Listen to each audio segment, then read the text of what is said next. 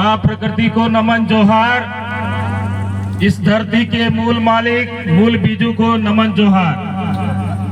साथ ही साथ विधानसभा 150 से दूर दराज से पधारे हुए मुखी मुदीर वडील और युवा जवान और हमारी माता एवं बहनें सबको तहे दिल से जोहार नमन। साथ ही साथ हमारे पूर्वजों की जो तस्वीर लगी है सामने, उनको भी तहे दिल से जोहार नमन।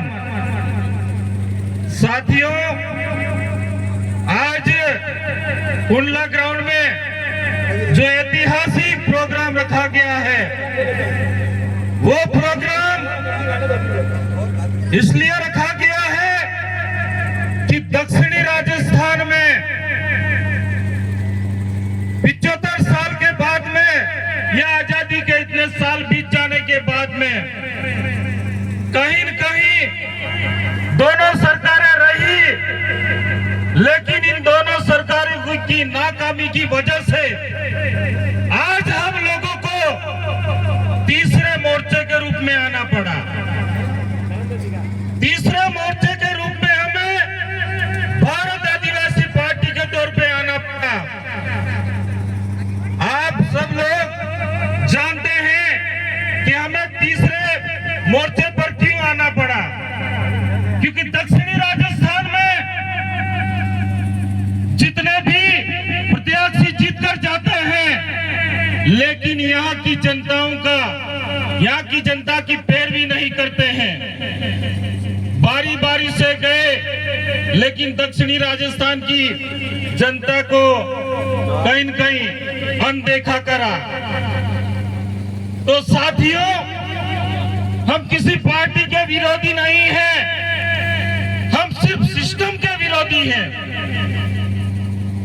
अगर ये सरकारें दक्षिणी राजस्थान में अच्छा काम करके दिखाती, यहाँ की जनता को बढ़िया आश्वासन देती, सारा काम करती, तो हमें तीसरे मोर्चे के रूप में आने की कोई जरूरत नहीं थी।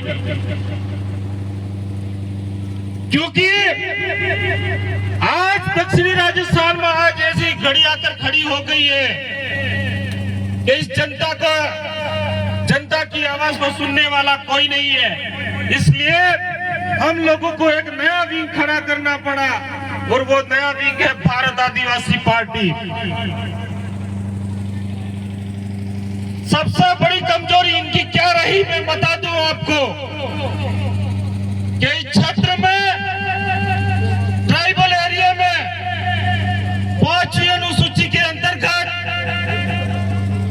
आदिवासियों का जो हक था, जल जंगल जमीन और इन पहाड़ों का अधिकार आदिवासियों का था, लेकिन इन लोगों ने हमारी आवाज को दबा के रखा।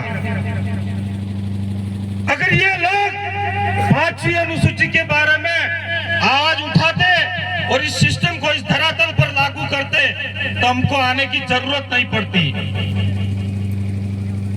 दूसरी बात है कि ट्राइबल एरिया में जनसंख्या के अनुपात में आरक्षण 100% लागू होना चाहिए, लेकिन किसी भी सरकार ने ये बात भी, बोले विधानसभा हो या फिर संसद या लोकसभा हो, वहां कभी इन लोगों ने आवाज नहीं उठाई।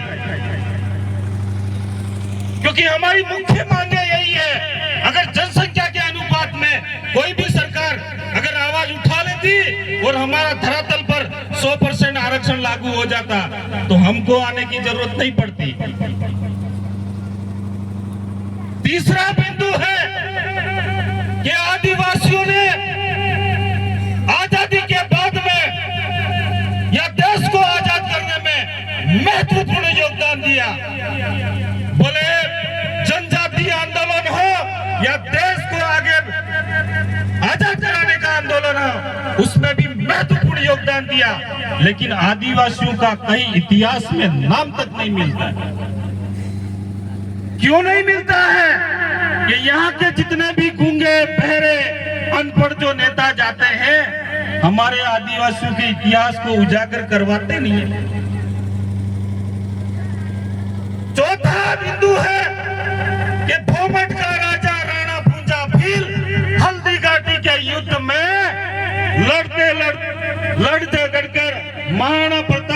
वीर शिरोमणि महाराणा प्रताप का दर्जा दिलाया।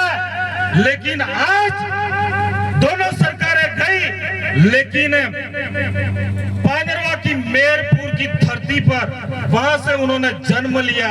लेकिन हमारे दादा परदादा भी जानते हैं कि कभी राष्ट्रपति आने वाले थे, वहां पर मूर्ति लगने वाली थी, लेकिन इन गूंगी बेरी सरकारों ने हमारे पूर्वजों की मूर्ति स्थापना नहीं करी, इसलिए हमको आना पड़ा। और राणा पुंजा भील का इतिहास पहले तो 4-5 लाइनों में पढ़ा जाता था, आज तो किताबों से भी हटा दिया गया है।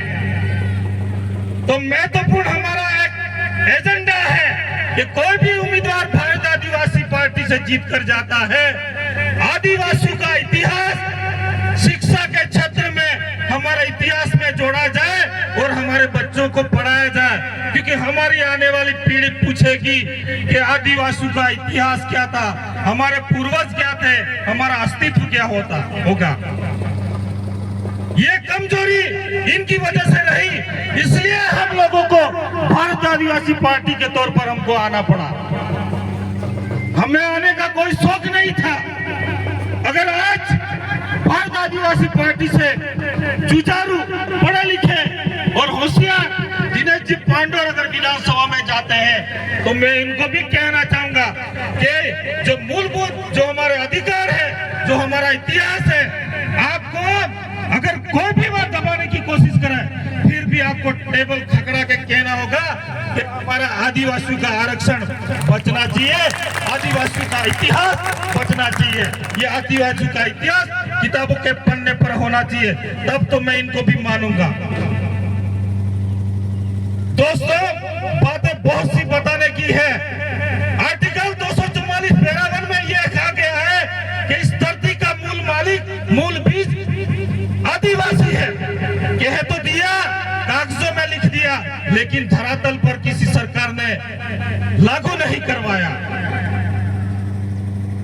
2011 के जजमेंट में यह भी कहा गया कि इस धरती का मूल मालिक 8% आदिवासी इस धरती का मूल मालिक है, वो भी लिखित में दे दिया, लेकिन लागू नहीं करा। इसलिए हमको तीसरे मोर्चे पे आना पड़ा इस सिस्टम को लागू करवाने के लिए। तो दोस्तों, इन लोगों ने बारी बारी से 75 साल तक राज किया है। आपको एक मौका मिला है 75 साल में, वो मौका है, सबसे बड़ा हथियार है, वो हथियार है आपका एक वोट। वो वोट अगर सही जगह पर अगर आप देते हो, तो कहीं न कहीं इस वोट के माध्यम से लोकसभा हो या विधानसभा में हो, इस आवाज को उठाया जा सकता है। तो दोस्तों, मैं अपनी बात को यही विराम करता हूँ। जय जोहर, जय आदिवासी, जय भील।